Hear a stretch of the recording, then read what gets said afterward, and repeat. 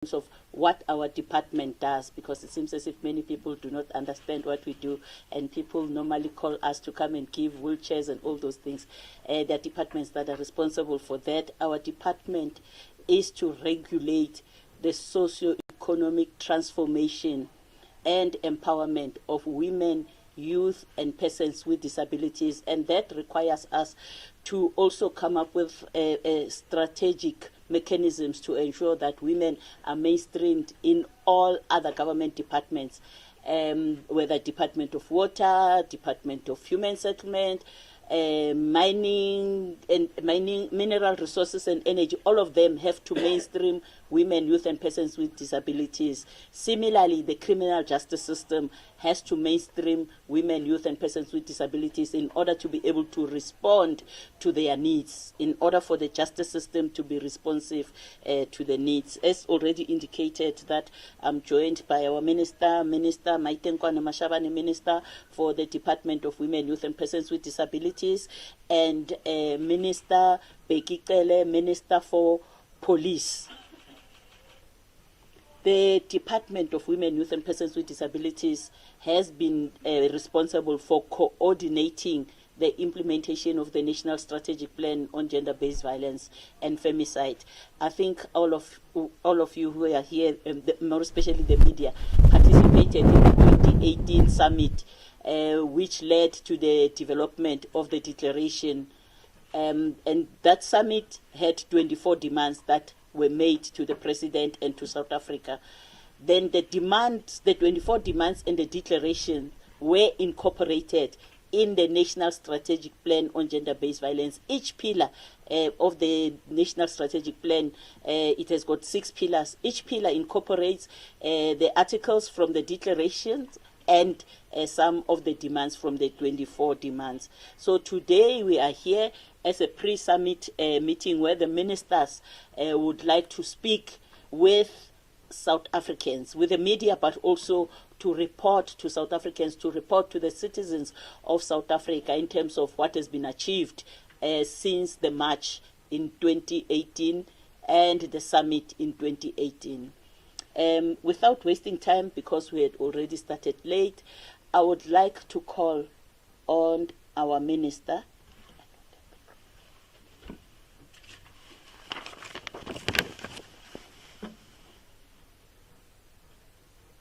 Okay, before I call the minister, I would like to call Charlene to come and talk about the principles to the media.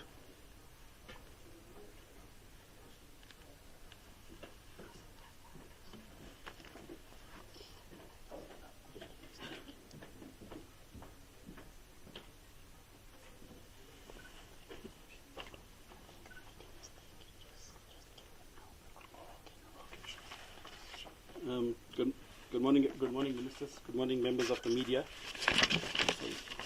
How I would like to work today is the minister will deliver the statement for the social cluster, so the IMC ministers, including the wider social cluster. Thereafter, we'll obviously call Minister Pele to offer inputs. Thereafter, we'll cross over to your questions. We'll have the time to engage with you, to raise your questions ahead of the summit this week, and the reason for, as government, calling this summit. I think that's an important aspect of why we are here today. And we'll invite questions from online. So if you're following online, you can route those questions via the GCIS online platforms. We are streaming, so we welcome questions online, and we'll take those as well. And finally, we're asking you that as we move towards the summit this week, that we invite you to also engage with us as government to share our voice on the work being done collectively with civil society towards eradicating the scourge of gender-based violence. So with that being said, DG, I think I'll hand back to you. Thank you. Thank you. Thank you very much. I would like to call our Minister Maitenkwane Mashabane, to do the opening remarks. Yes.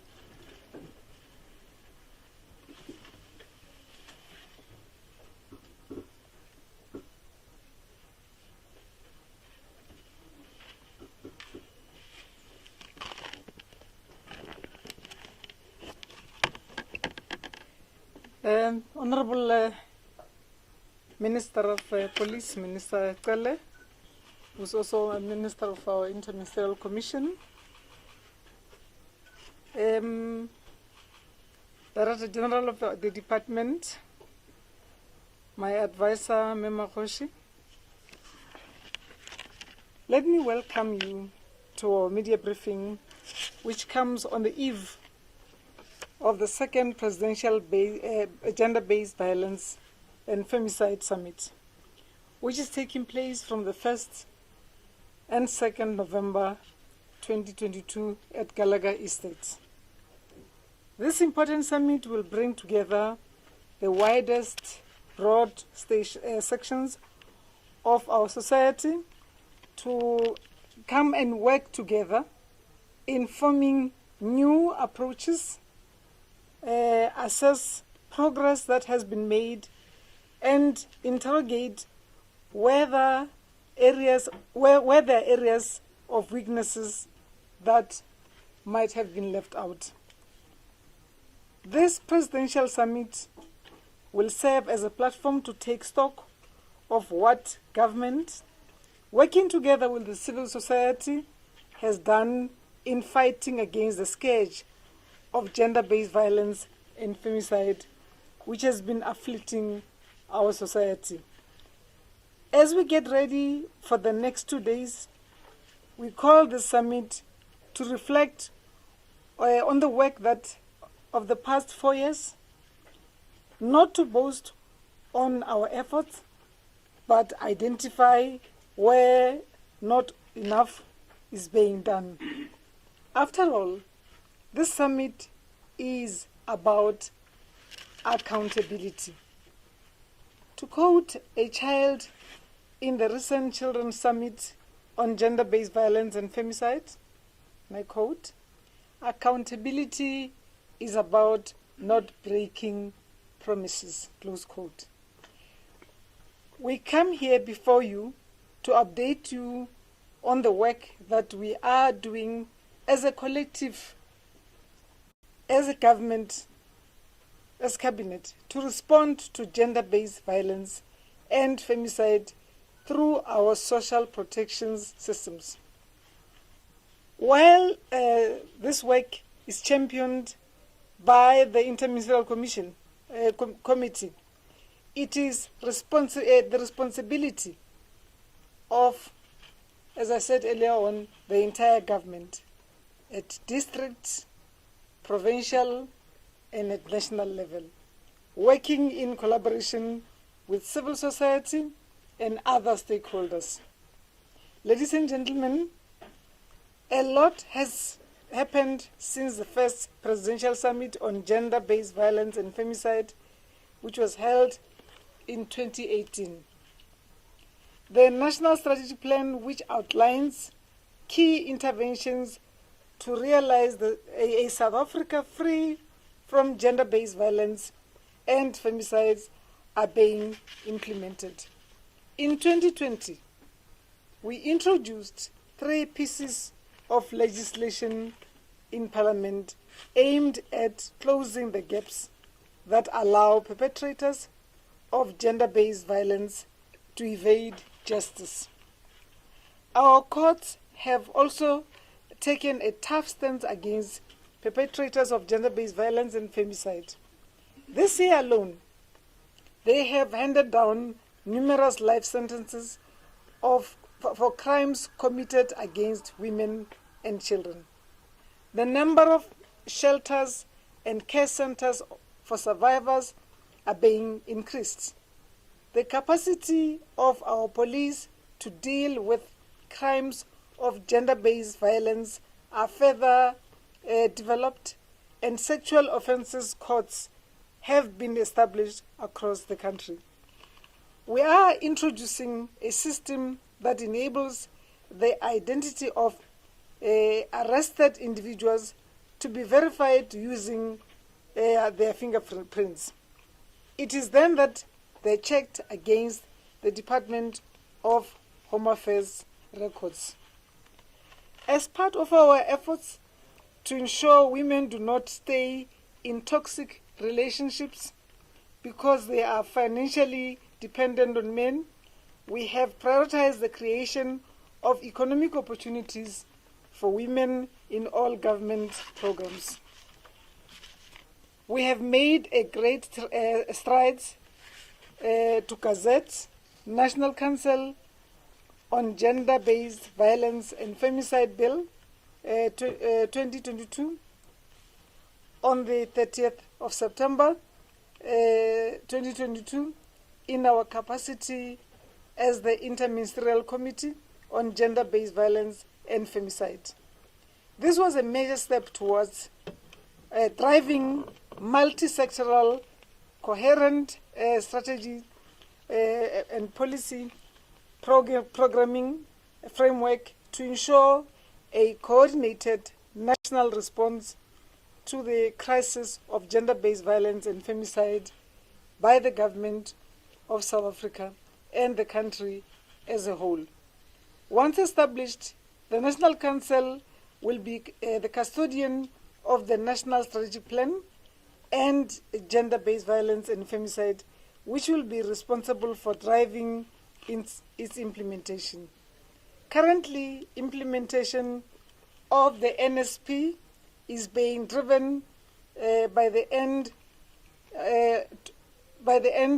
to end the gender-based violence and femicide collective, a volunteerism-based collective of government, civil society, development partners, businesses, individuals who have banded together under the pillars of National Strategic Plan on gender-based violence and femicide to respond to a stubborn and pandemic that continues to impact on the lives of women and girls daily.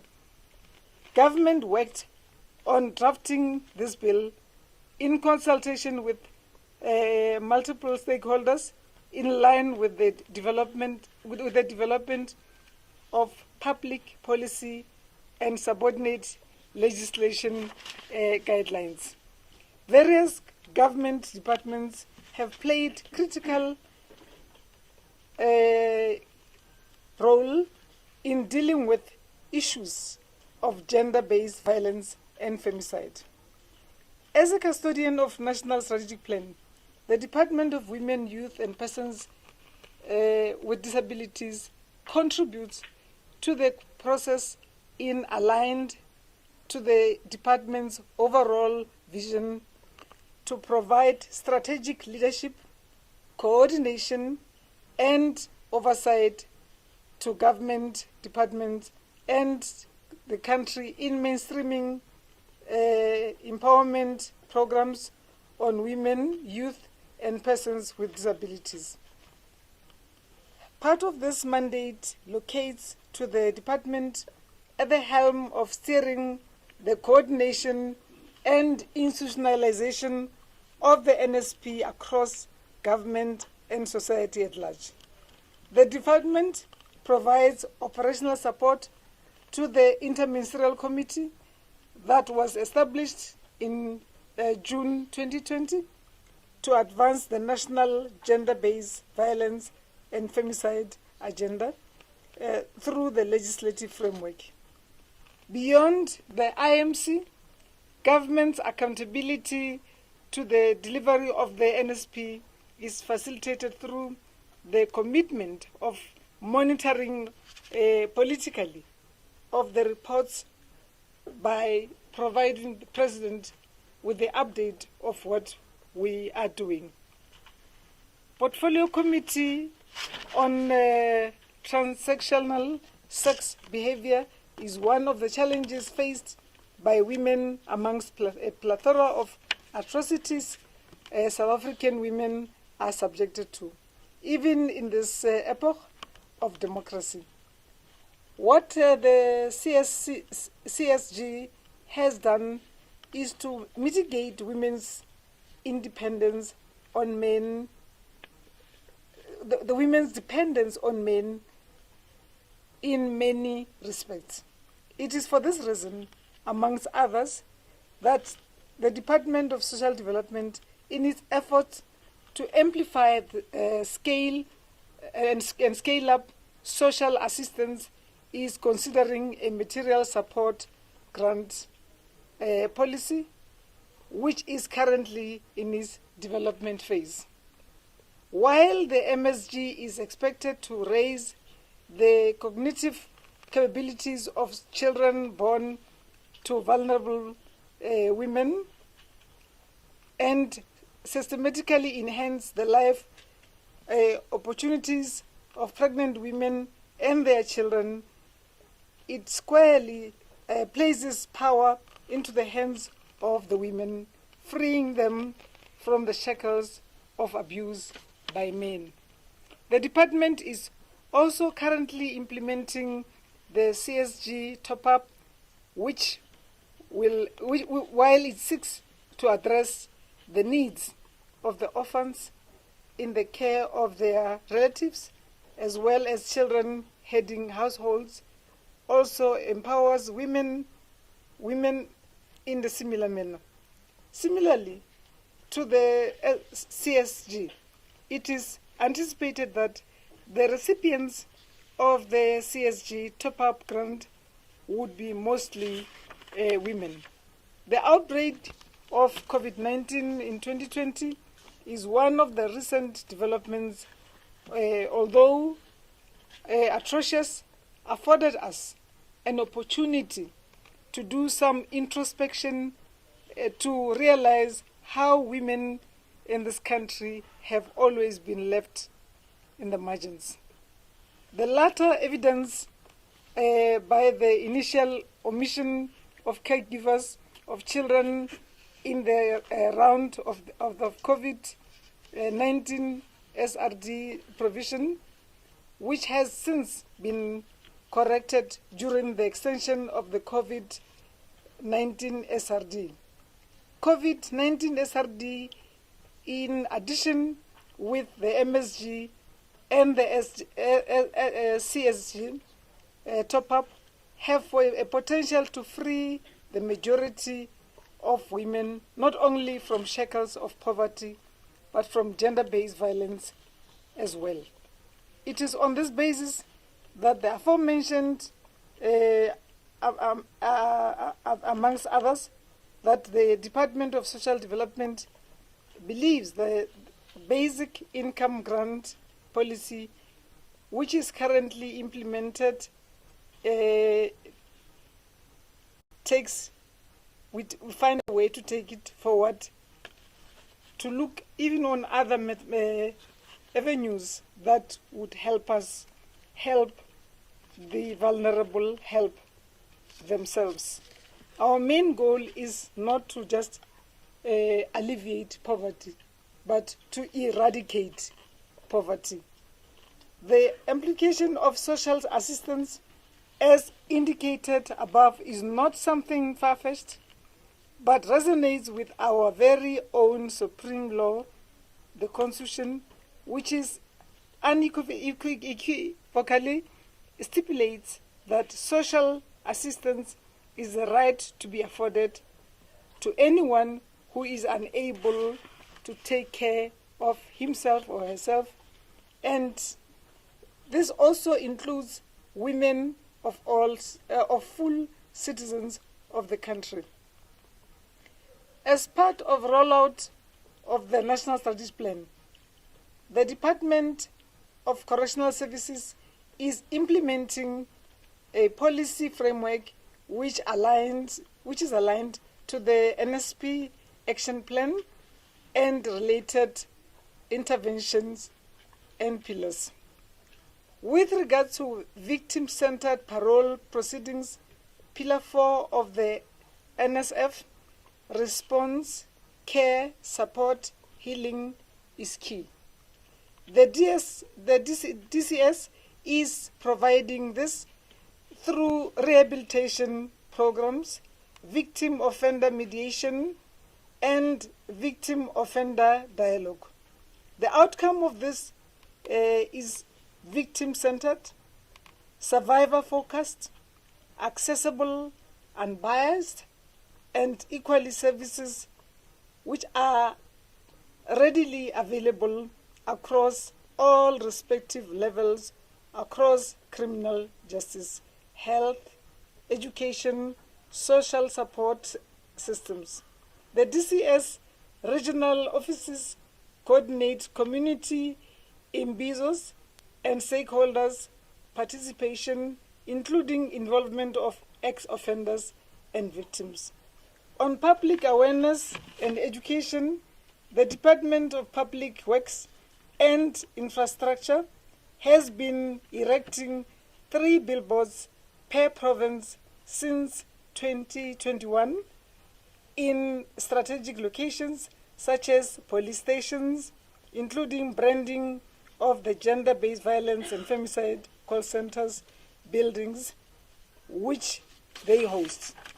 In 2022, 3 billboards were erected in 3 districts in Gauteng, KwaZulu-Natal, Northern Cape, and Northwest Province, and Mpumalanga provinces, is the latest being in July 2022. The Department of Health has been instrumental in providing capacity building on gender-based violence and femicide for health providers. The department has conducted over 47 training sessions in all spheres of government, including national, provincial, and municipal levels. This included a total of 18 training modules conducted focusing on various aspects. This training took place between the 7th of September 2021 to the 10th September 2022, and 35 people participated. The department is also busy developing a syllabus for training for community health workers to enable them to respond to gender-based violence matters. Obstetric violence and secondary victimization, particularly among young women seeking abortions by healthcare professionals, continues to be addressed through training.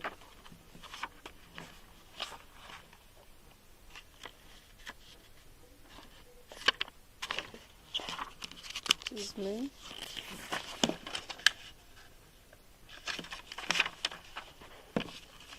The Department of Basic Education has signed a protocol with SAPS through National School Safety Framework to address school safety within the context of broader community and the prevailing legislative and policy context.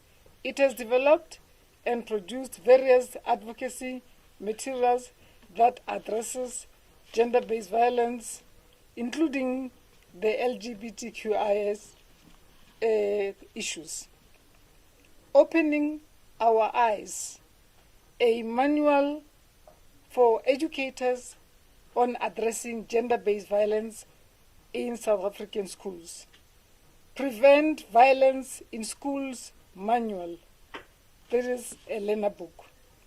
Prevent Violence in Schools manuals. This is facilitator and mentor guide. Speak Out, a handbook for learners on how to prevent sexual abuse on public schools. Challenging homophobic bullying in schools. Next is comprehensive sexuality education resources that are age and culturally appropriate for learners and use and can also be used by parents to encourage children to have engagements with their children. It is believed that parents having sexuality related conversations with their children is critical in reducing prevalence of learner pregnancy in our schools, as well as vulnerability in sexual abuse. During the State of the Nation address on the 11th February 2021, His Excellency President Ramaphosa underscored that ending gender-based violence is imperative if we lay claim to being society rooted in equality and non-sexism. We must continue to speak out and report any instances of gender-based violence and femicide.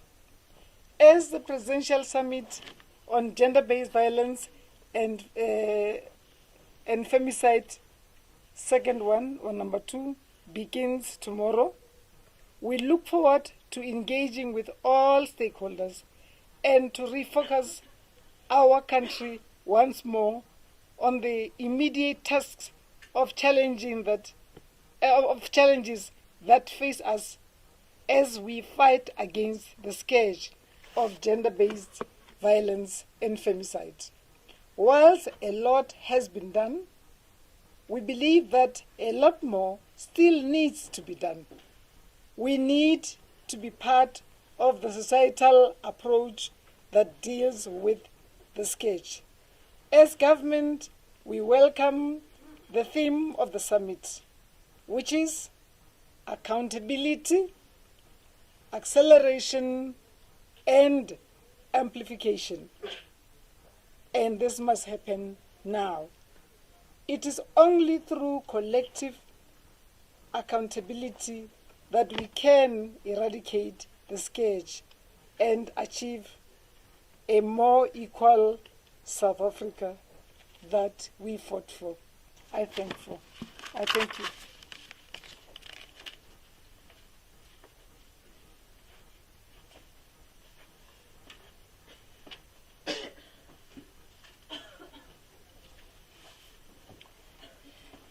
Thank you very much, Minister. I am not going to repeat what the Minister has said, but just to say, as she's indicated, that there are 6 pillars in the National Strategic Plan on Gender-Based Violence and Femicide. I am interested in Pillar 2, which focuses on prevention, rebuilding social cohesion to respond to gender-based violence and femicide crisis. And I'm asking myself, is the media involved? Because the National Strategic Plan says everyone in South Africa must account on what they are doing to end gender-based violence, because it's not the responsibility of government only, but it is the responsibility of all South Africans. The criminal justice system comes in after gender-based violence has happened. But what is the role of all of us to ensure that it doesn't even happen? There is a formation that has been established. It's called End Gender-Based Violence and Femicide Collective, where both civil society, private sector, labor, and government co-chair the pillars. Pillar 1 is co-chaired by our department and civil society.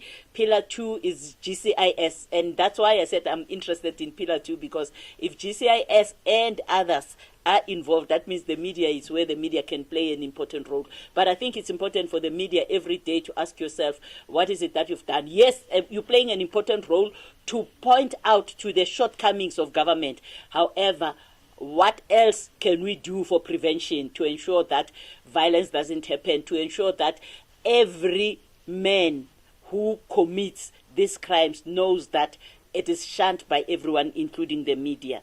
I think it is important for all of us to play this role. But I would like to explain something which tomorrow might not be explained.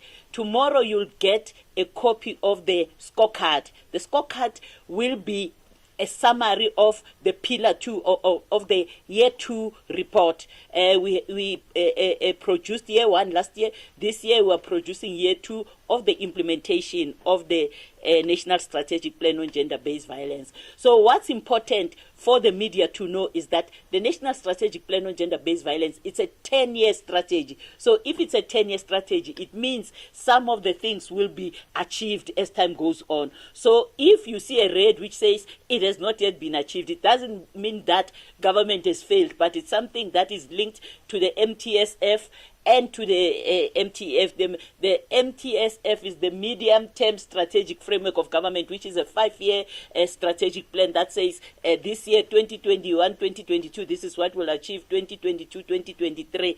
But also the scorecard is linked, is already linked. When you see it, it will show you that Pillar 1 is linked to the 24 demands. It's linked also to the articles of the a declaration. So most of the time people say, what about the 24 demands? The 24 demands are already included in the National Strategic Plan. So the implementation of the National Strategic Plan covers the 24 demands and the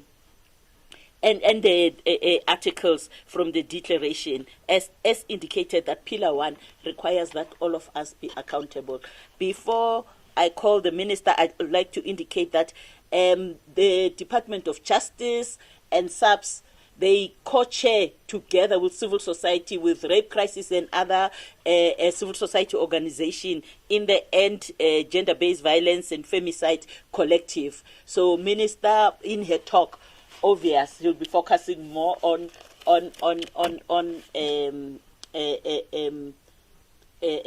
Pillar 3. Minister, the podium is yours. The General.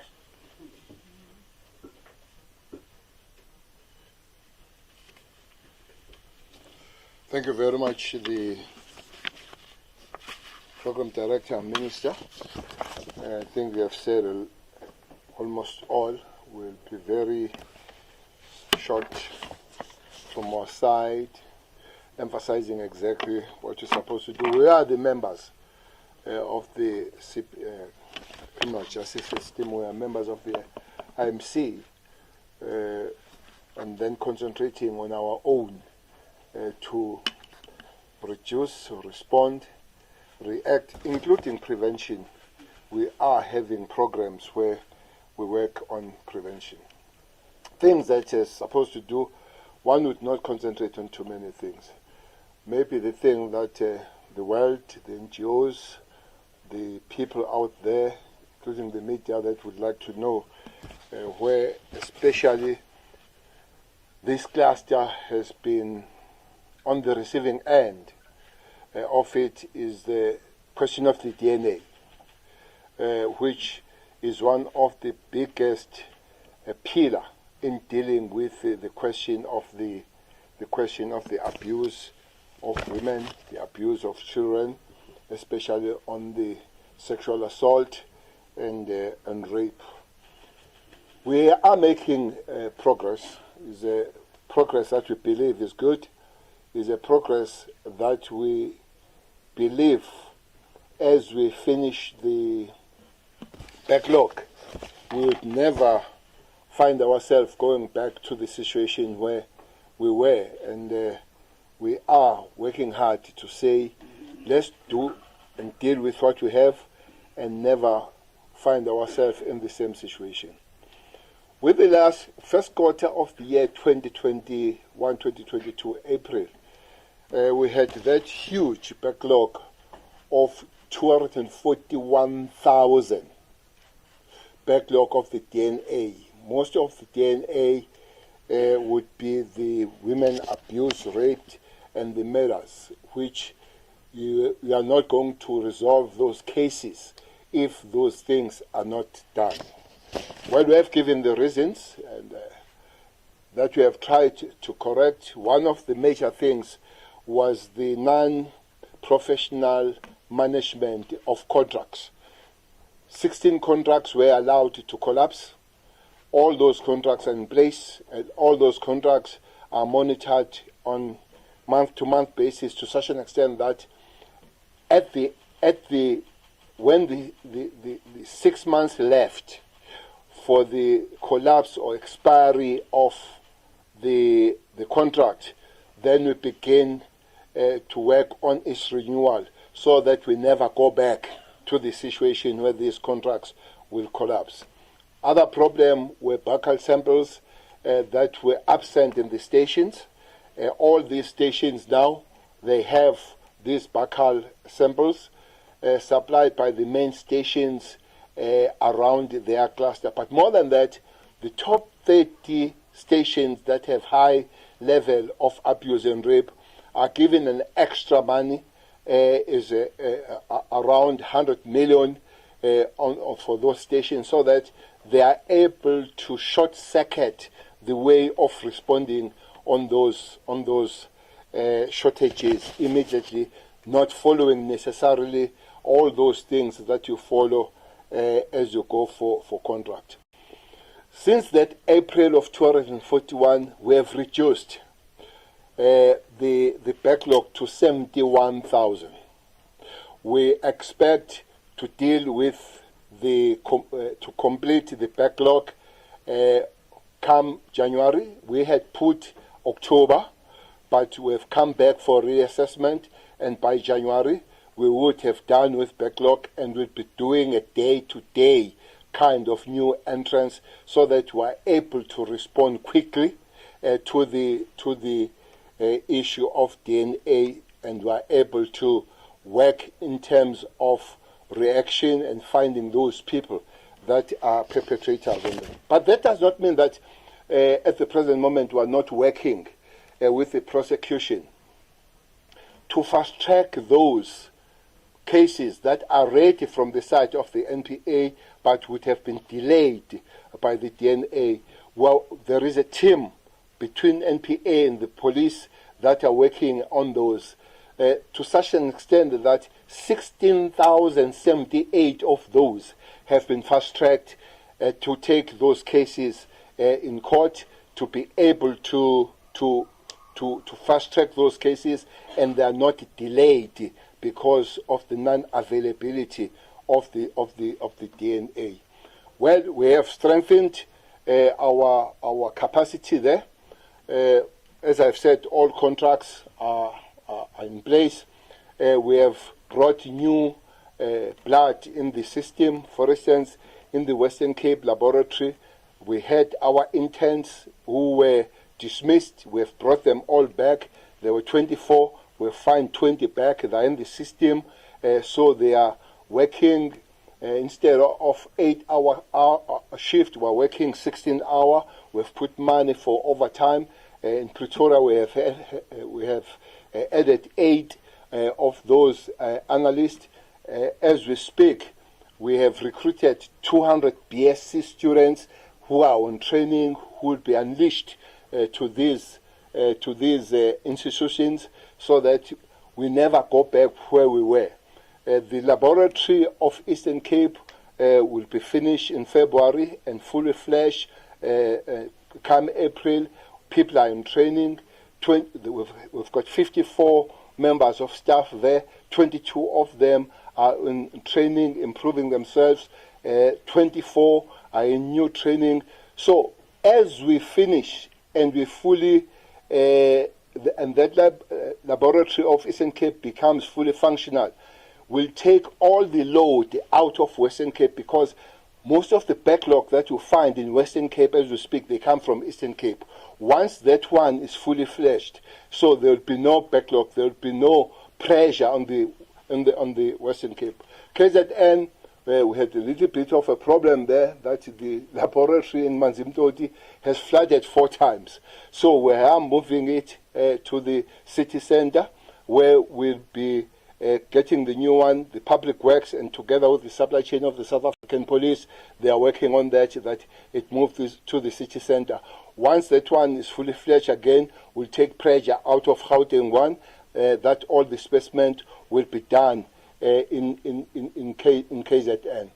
But that doesn't mean that we are not doing the work. There is good work that is happening, as I've said, that we are 71 down now. And all these capacities we have created here, they are not going to be taken away once the backlog is finished. We'll stay those capacities so that we are able to work faster and never go back again in that situation. At the present moment, nonetheless, we are working. Our laboratories have managed to find 15,568 persons to crime, which means there are 15,000 people that through the DNA are linked to crime, which makes life easier to resolve those crimes. And you find that there's not a very high number sometimes of people that rape people. There are people that are repeat offenders. So DNA does help to link several of rapists of offenders in quite several cases, so that as you arrest those people, you are really cutting down of the offenders out there. But you also have got 9,234 where the DNA link people to crime scene, people that we have not found, but we know we have their DNA in our bank, which should be easy to link those people the day they are found, the people that we are hunting. We are having quite a high number of the lifers, Minister, that are sent to prison as we speak. We've got more than 6,000 people that are doing life because of these offenses. We believe that that's a good one. But the question of prevention becomes primary, because arresting those 6,000 people, you arrest them after they've raped, after they've killed, after they've done anything. So it is important that we all work hard in terms of prevention. So it's across the board, Minister. It cannot be just your department only, it cannot just be the police or the criminal justice system only.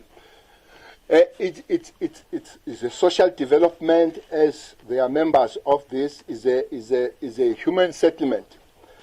We as the police last Saturday, we had a walkabout, or we had operations in a place called Deep Slot. We were there until 2 a.m. There is a place there called Extension 1. As you walk there, you can't see a person next to you. You will have to touch a person to realize that he's still next to you. You can't have street. There are no passages. There are no roads. There are no numbers, house numbers. When somebody is abused or when crime is happening there, you are not going to be able to tell police where to go, because no streets, no lights, no numbers, nothing. So, which means the socio-economic situation and the better settlement of people will have to improve for all of us to be able to fight crime. Nonetheless, we'll be working on those matters, and I guess across the board we'll be able to work together to deal with those matters. But for now, we are doing the job that we're supposed to do. We are working with the communities. One thing that as segment of this Inter-Ministerial Committee, as police, we have started what they call Amadoda Izimbizo. We had a very successful one in Western Cape, in Khayelitsha, where the hall was packed, where men talk among and between themselves, because it doesn't matter, Minister, how much we react, how much we arrest, how much we talk. If we don't talk to men, those are the people responsible for rape. So it is important to pull them together. We had that one as a part of prevention. But also we'll be having with the churches one soon in Mpumalanga, and we are supporting all those organizations, working together with them on the prevention. I heard you calling, Minister, that all of us, we must be part of this prevention from the family level. I always have a picture when that young woman who sent an SOS message to Minister Lamula and Minister Gallagher to say, help me, I'm about to be killed by my boyfriend. And then we sent the police. That man was arrested. When we phoned her 3 days down the line, she says, thanks, Minister, but I'm not staying at home now because I can't see eye to eye with my mother. My mother has put so much pressure that I withdraw the case against the abuser. So families must play the role on these matters. Friends must play the role.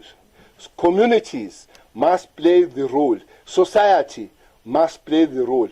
All of us on prevention, we must be there. That will help, and that will reduce the trauma of women that have been abused, raped, and murdered. Thank you very much, Minister.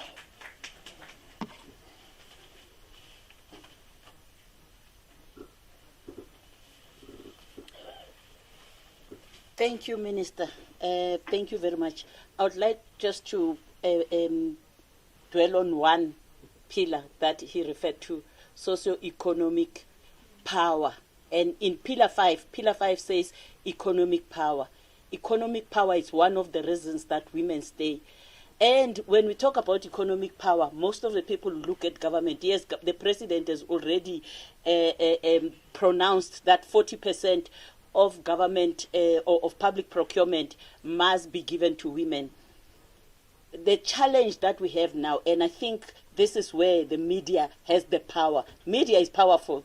Media always says we talk to the power, but government is not is powerful, yes, but the media is also powerful because it can make people account. Government accounts for 19% of the economy of South Africa. Private sector accounts for 81%. Private sector must play a role in terms of empowering women.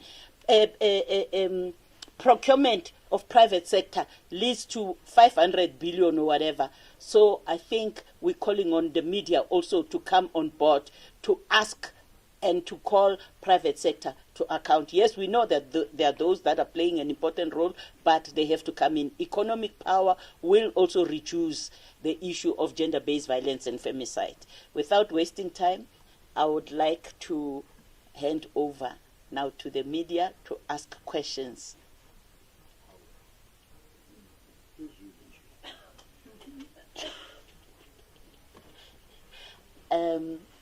Yes, Charlene? Oh, okay. Yes. Oh, please introduce yourself from which media house? Sure. It's Heidi Joppers from ENCA. I just have one question. Your program here says that there is going to be Minister Liu Zulu, Minister Nkosazana Dlamini-Zuma, Minister Mamadou Kubai. Where are these ministers and why aren't they here, given the fact that this is a very important conversation?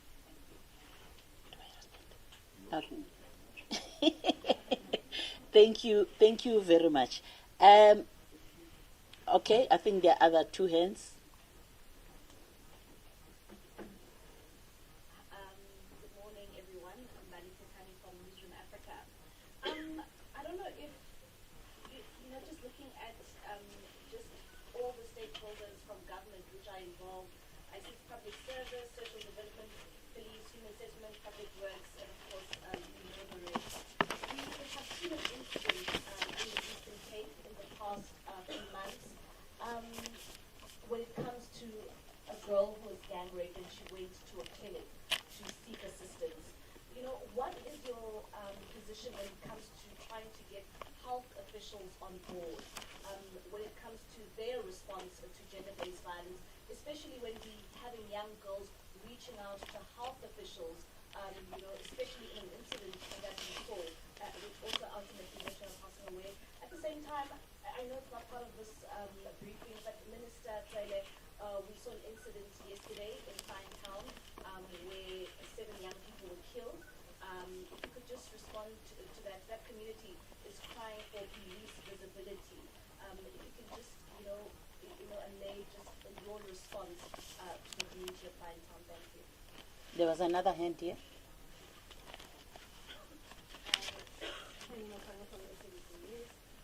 Minister Gwele, I just wanted to find out, with respect to your portfolio, it relies, a lot of the victims rely heavily on your portfolio to get justice. In what areas do you feel that other stakeholders have failed in ensuring justice, or since the 2018 summit and some of the MSP plans that you had to carry out, where have the other areas failed your portfolio in ensuring justice for GBV victims?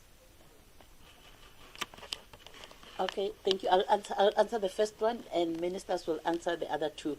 The other ministers had other commitments. It doesn't mean that this is not important. Tomorrow they will be there, they'll participate.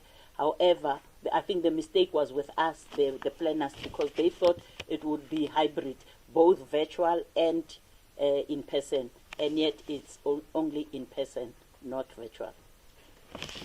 Yes, I'll hand over to the ministers.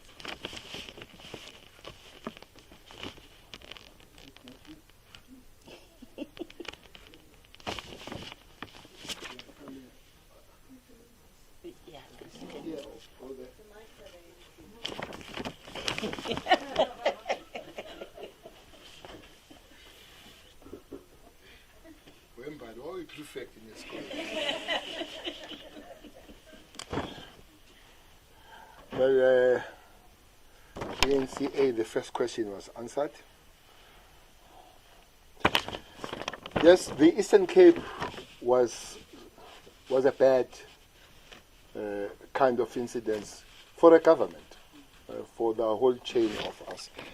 But I'm not going to.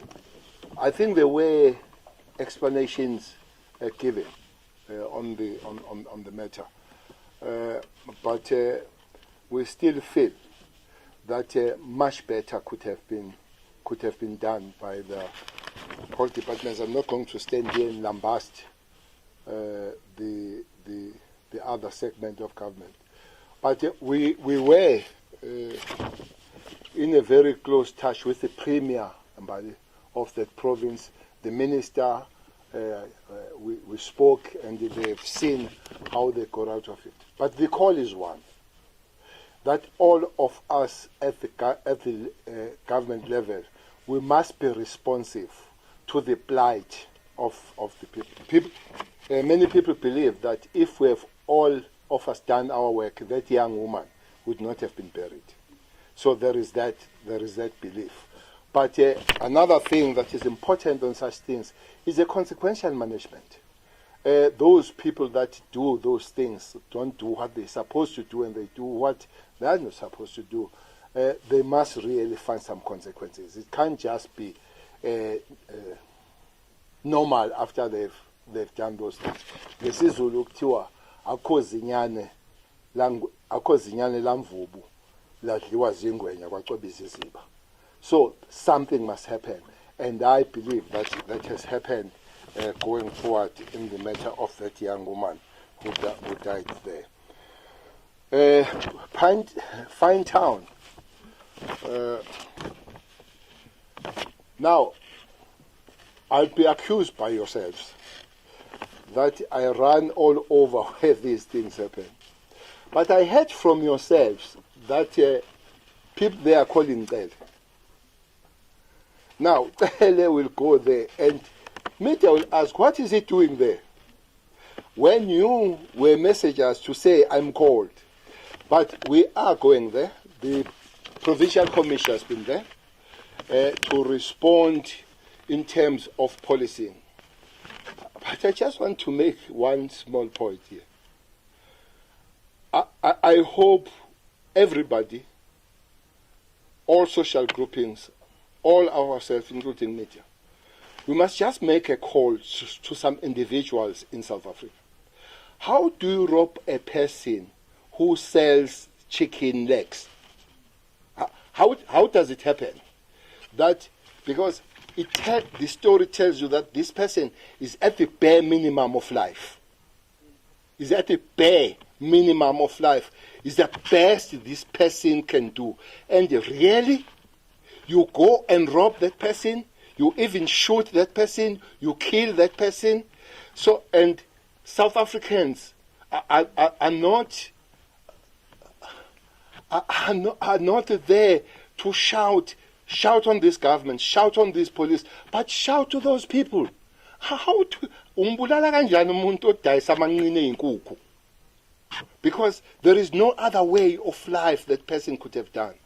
I spoke very strongly to the commissioner to say, at least we must know this kind of people. I heard community talking with, they are speaking this language as if they are coming from that country. So there is this lot of this country and all that. But that is not our primary job. Our primary job is to find criminals, no matter where they come from. I said our really payback to those people that are trying. Themselves could have been criminals, those people, but they opted not to. They opted to try to make efforts in life. And you go and kill a person who sells chicken feet. And really you rob that person. And then they chase you away. You come back to kill them. It tells us that we don't have fully flesh people around here. We've got people that are animals.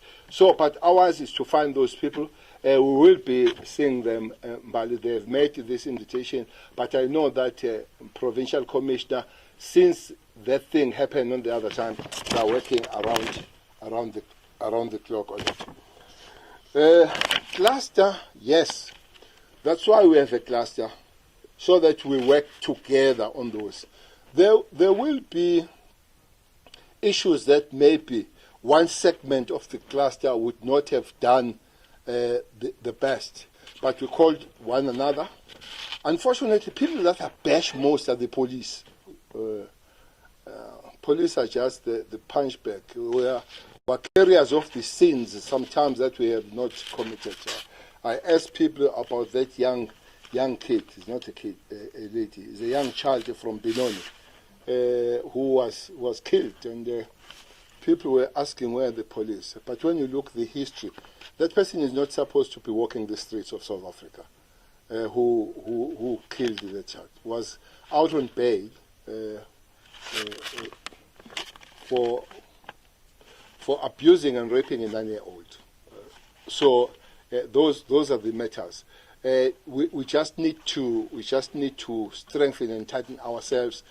Hence, about 2 weeks, we had a cluster retreat where we spoke exactly about the role of individual segment, the police, prosecution, magistracy, correctional service, and investigation, all of us. We hope after that we will be better working with the communities and responding to these matters. Thank you.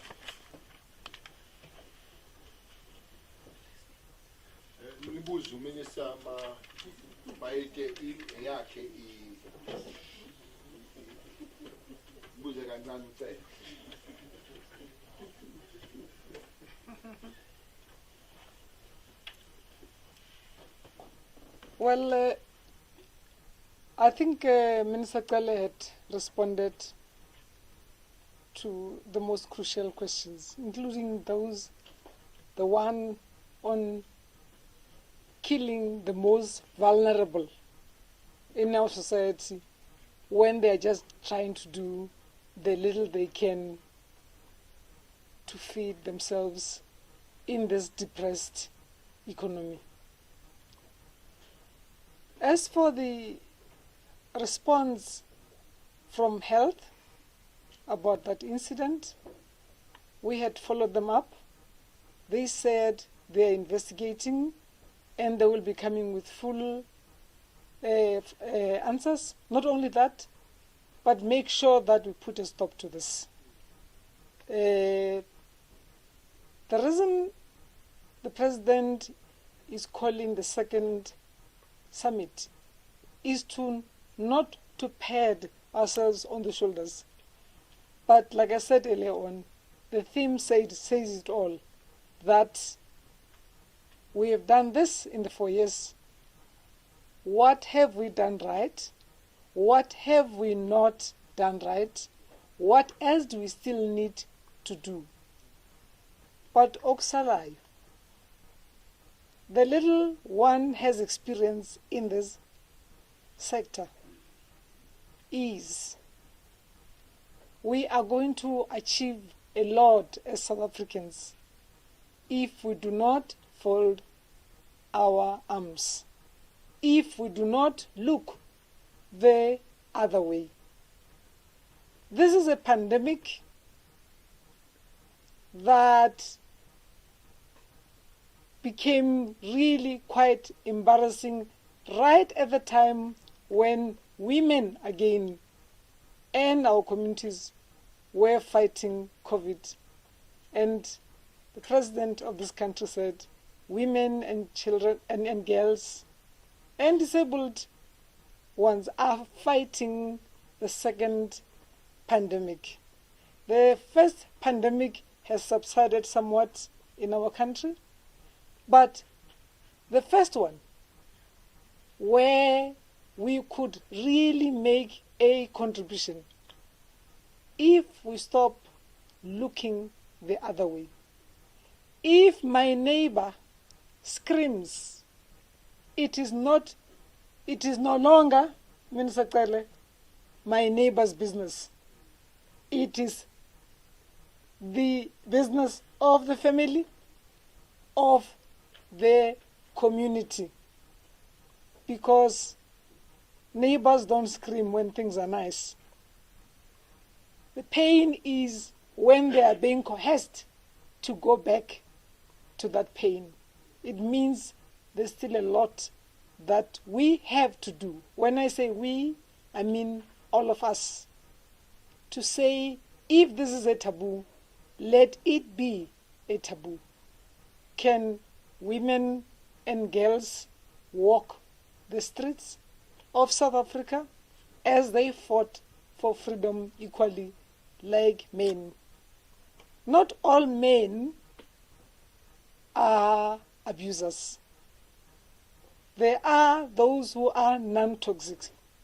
We are calling upon them to join these gatherings that Minister Cele had referred to work together to fight and conquer even this embarrassing pandemic, gender-based violence and femicide. I thank you.